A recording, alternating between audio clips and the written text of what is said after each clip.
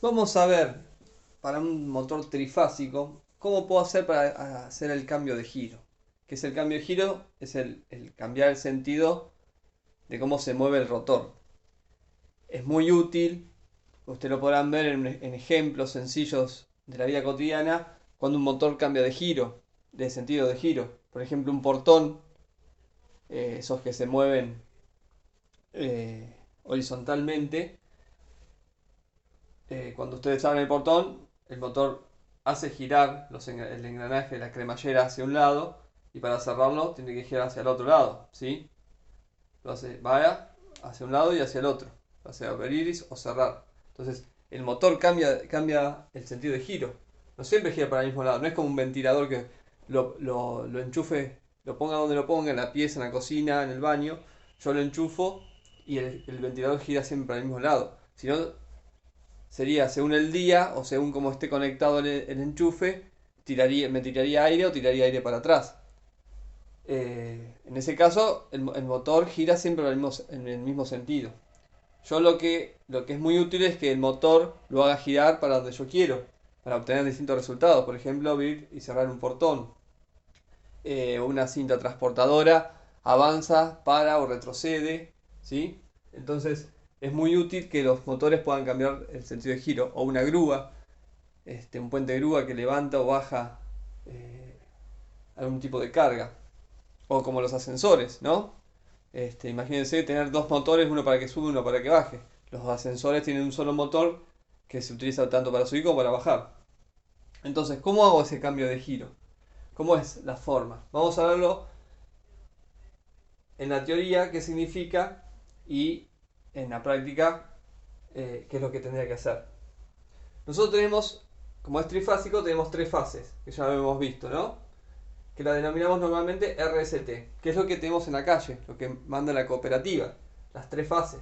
Y a veces está el neutro, a veces no. O sea, el neutro está, pero a veces lo utilizamos, a veces no. Por eso no lo había puesto. Yo tengo las fases.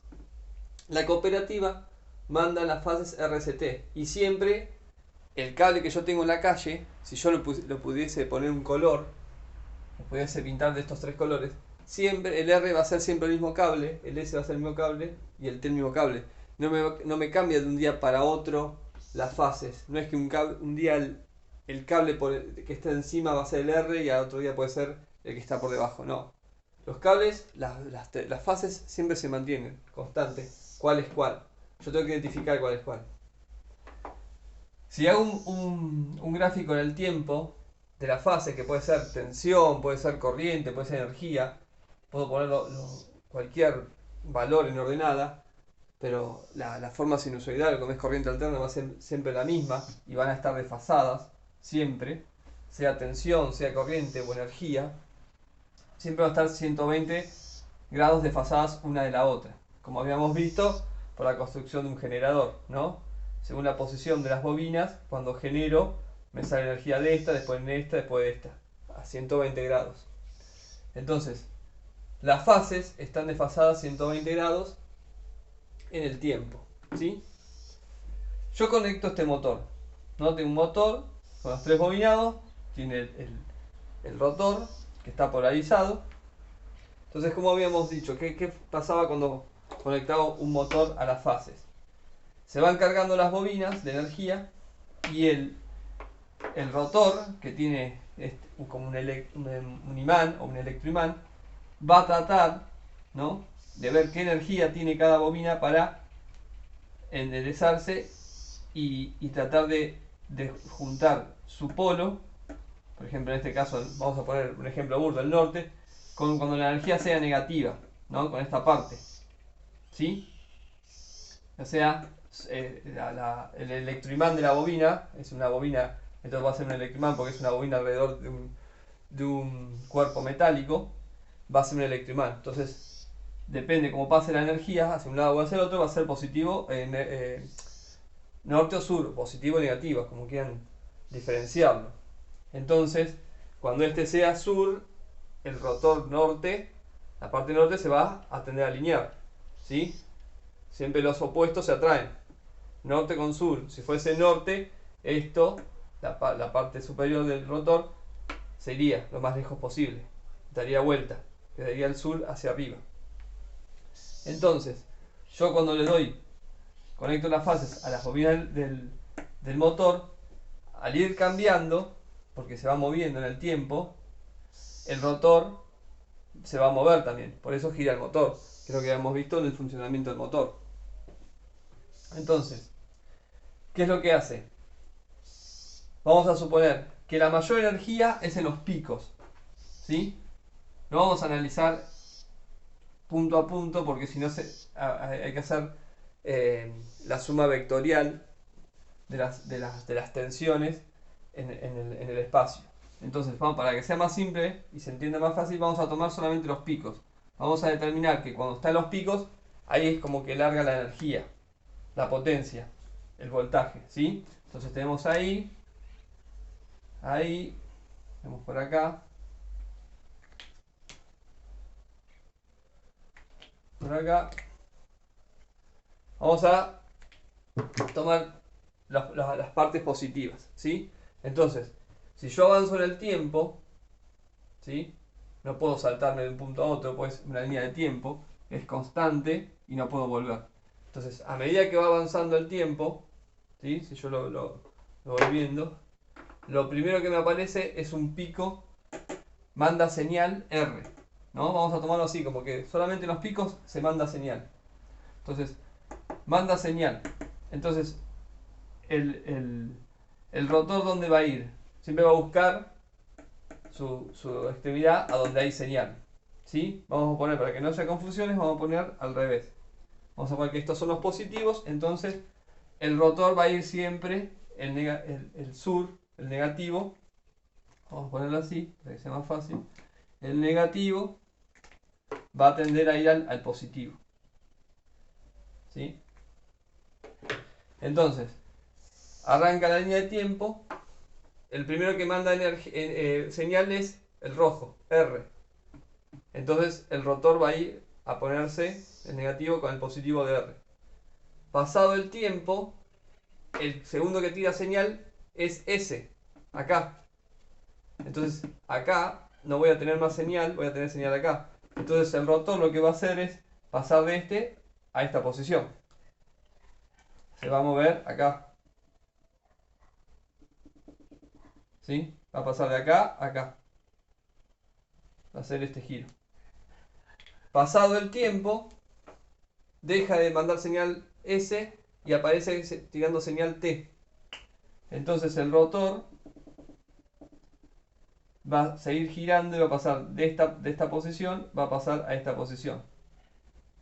Entonces va a estar ahora el rotor enfrentado a esta bobina que tiene señal de T. Pasado el tiempo, vuelve a tener señal R. Entonces el rotor vuelve a girar y se para abajo de R. Y así sucesivamente en el tiempo. Entonces, en este caso, como está conectado acá, va a tirar señal RST, RST, RST. Y el rotor lo que va a hacer es, va a seguir la señal, va a ir atrás de la señal. ¿Sí? R, después S, después T, R, S, T. Y ahí el motor empezó a girar. Y se mantiene girando mientras yo le siga dando señal a RST, RST. En el momento que corte la señal, se va a detener el motor. Entonces, por lo que vimos acá, el motor giraba en este sentido. Haciendo R, S y T, tirando señales de esa manera. Ahora, ¿cómo hago para que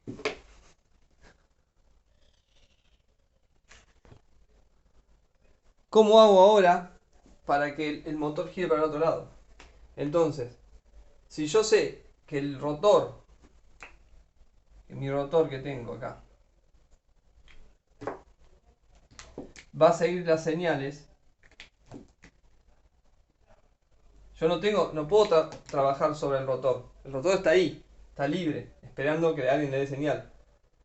Lo que puedo hacer es si yo sé que el rotor va a seguir las señales RST para que gire de ese lado, yo tendría que, para que gire para el otro lado, las señales tendrían que estar invertidas. Entonces, yo las que me manda la cooperativa no puedo cambiar la posición de cada uno. pero sí puedo cambiar la posición de conexión. Entonces, si yo tengo RST para que gire en esta dirección, sentido horario,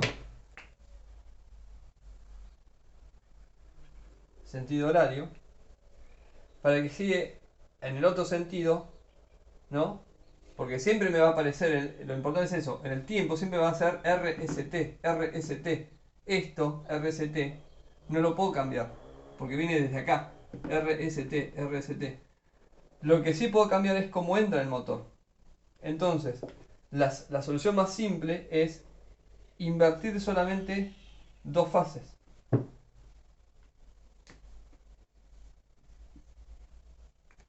De esta manera, si las señales van a venir siempre RST, yo voy a tener en el primer momento R tira señal, entonces el rotor se va con R. En la segunda tira S.